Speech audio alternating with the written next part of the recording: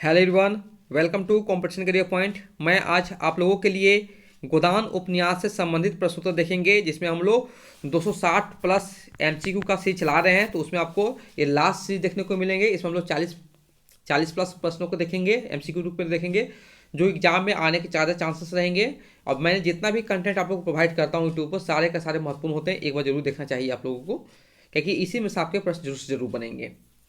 और ऐसे कंटेंट आपको चाहिए तो व्हाट्सअप कर सकते हैं 7004501486। यह व्हाट्सअप नंबर, इस पर आप कांटेक्ट कर सकते हैं, जो कि पेड पीडीएफ होंगे। कम से कम प्राइस में आपको दिया जाएगा। ये आप ओनली एमसीक्यू भी ले सकते हैं, या इसका सारांश, पात्र परिचय और 200 प्रश्नोत्तर ऑनलाइनर, 260 प्लस एमसीक्यू ले सकते हैं। जैसे भी आप परचेस कर सकते हैं। शुरुआत करते हैं हम लोग।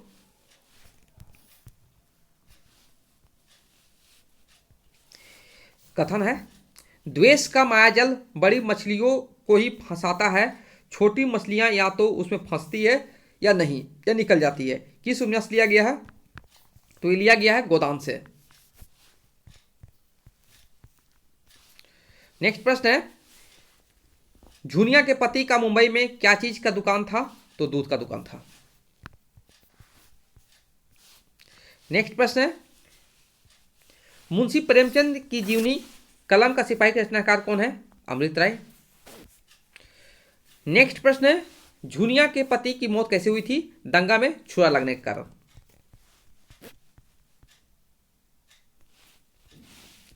गोदान के किस प्रसंग को आलोचकों ने दलित विमर्श से जोड़ा है? माता दिन और शिलिया के बीच।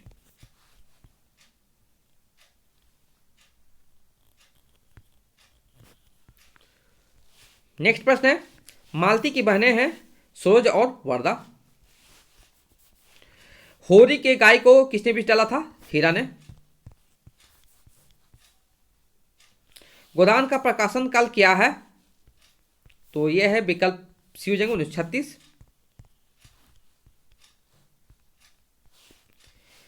झुनिया की पति का मौत कहां हुई थी? तो मुंबई में हुई थी। गोदान उपन्यास में मिस्टर मेहता किस विषय के प्रोफेसर थे? तो विकल्प बी, दर्शन शास्त्र।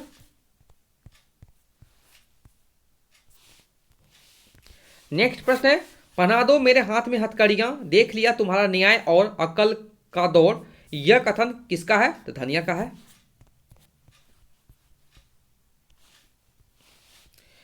अगला प्रश्न है, राय साहब किस चीज के प्रेमी या शौकीन थे? तो ड्रामा के साथ संगीत के, साहित्य के सभी हो जाएंगे।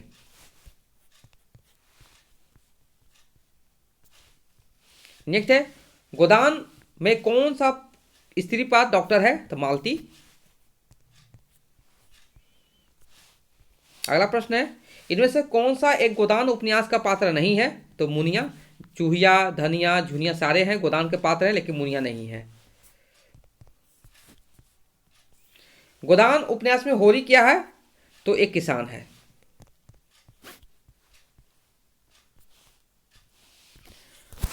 अगला प्रश्न है, होरी की मृत्यु कैसे होती है? तो लू लगने के कारण होती है।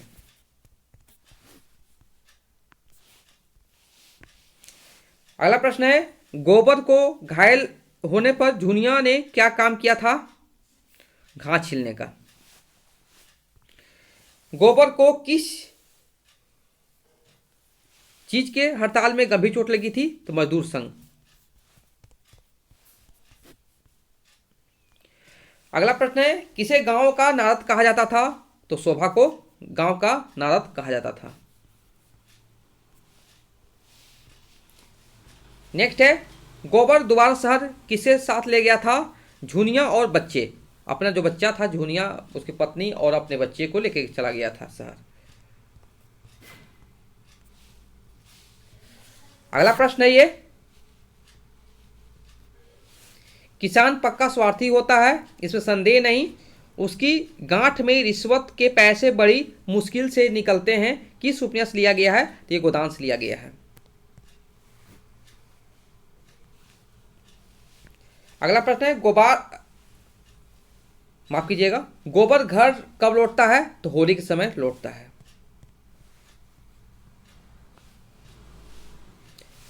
अगला प्रश्न है, दातादीन का पुत्र मतादीन किस जाति की कन्या से संबंध था? चमार।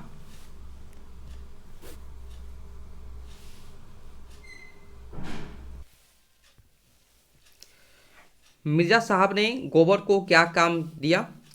पौधे सींचना।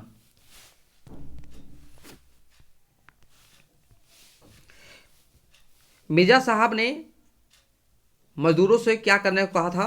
कबड्डी खेलने।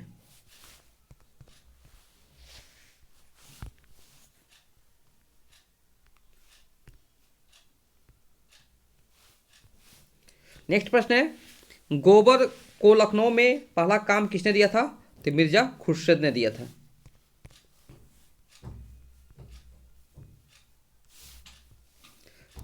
अगला प्रश्न है, गोबर शुरू में कहाँ के बाजार में काम ढूंढने गया था? तो अमीनाबाद। गोबर घर से भागकर कहाँ गया था? लखनऊ।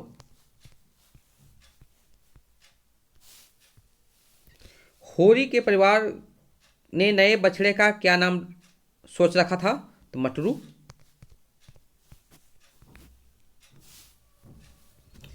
भोला के घर गाय लेने कौन गया था? गोबर। होरी के परिवार ने पछाई गाय का क्या नाम रखा था? सुंदरिया।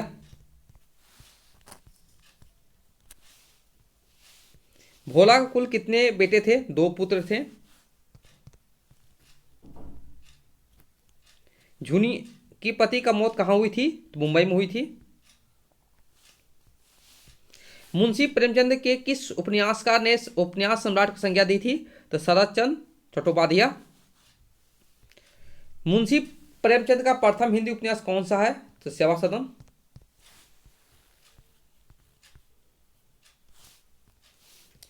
भारत सरकार द्वारा प्रेमचंद के जन्म शताब्दी 1980 पर कितने का डाक टिकट जारी किया गया था? तो 30 पैसे।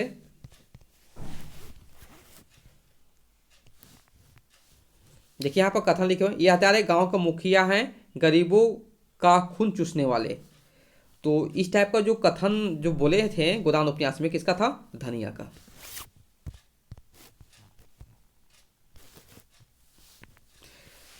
अगला प्रश्न है, बड़े आदमियों को अपनी नाक दूसरों की जान से प्यारी होगी, हमें तो अपनी नाक इतनी प्यारी नहीं। यह गोदान के किस पात्र की भावव्यक्ति है? धनिया।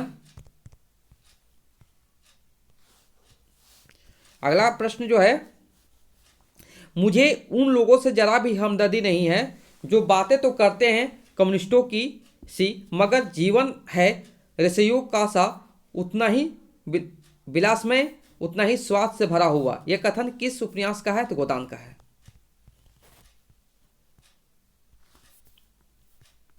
अगला प्रश्न जो है, यहाँ फिर से कथन लिया गया है। तो ये जो कथन पूछा जा रहा है कि ये कथन किसके बीच में है, किनके मध्य हुआ था? तो ये था मालती और मेहता के बीच में ये कथन को जिक्र किया गया था। नेक्स्ट प्रश्न है 260 नंबर, उस युवती के प्रति मेरे मन में जो प्रेम और श्रद्धा है वह ऐसी है कि अगर मैं उसकी ओर वासना से देखूं तो आंखें फूट जाए।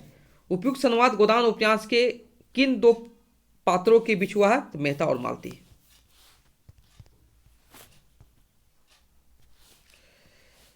नेक्स्ट प्रश्न है, धनी कौन होता है? इसका कोई विचार नहीं करता, वह जो अपने कौशल से दूसरों को बेवकूफ बना सकता है। संवाद गोदान के किन पात्रों के मध्य हुआ है? तो गोविंदी और मेहता।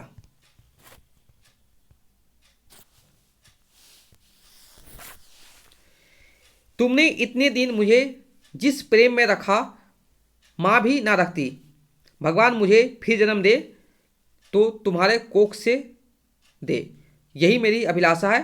गोदान उपन्यास में यह कथन किस पात्र ने कहा है? तो झुनिया। यह था आज का अंतिम प्रश्न जो थे 262 नंबर। तो इसमें जितने भी प्रश्न सारे महत्वपूर्ण हैं, इसे 100 माने कि 200 प्लस 60 प्लस देखिए हम लोग एमसीक्यू, सारे के सारे महत्वपूर्ण प्रश्न हैं। इसके बाद एक पार्ट और आएगा जिसमें हम लोग 40 से 45 एमसीक्यू देखेंगे जो कि 300 प्लस हो जाएंगे। Okay, thank you so much for watching my video.